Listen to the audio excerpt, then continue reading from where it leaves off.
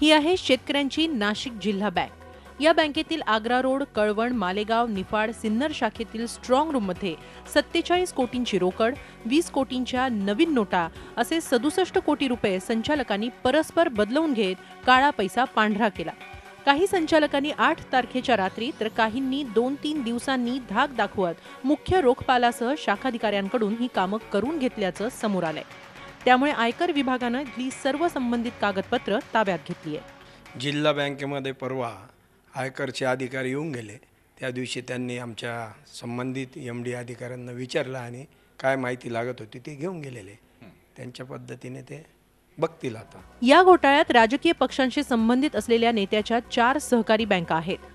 Reserve बँकेनं या प्रकाराची गंभीर दखल घेत चौकशी सुरू केली आहे, तर दुसऱ्या बाजूला आयकर विभागाला सर्व प्रकारची कठोर चौकशी करण्याचे आदेश वित्त विभागानं दिलेत।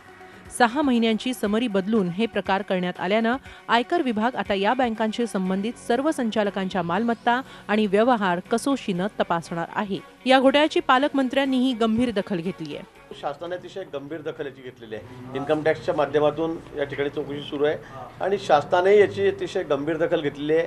मी परवाही आपल्याला सांगितलं की या संदर्भामध्ये कुणालाही माफी दिली जाणार नाही।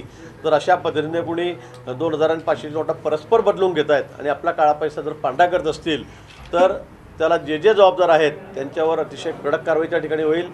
एकूणच वित्त मंत्रालयानं घेतलेला निर्णय अशा सर्वच सहकारी बँकांतील घोटाळ्यामुळे आहे हेही स्पष्ट होत आहे। अशा व्यवहारांमुळे जिल्हा बँक, सहकारी बँक आणि पतसंस्था यांचं अस्तित्व पणाला लागणार आहे। योगेश खरेसह bureau report, Zee Media, Nashik.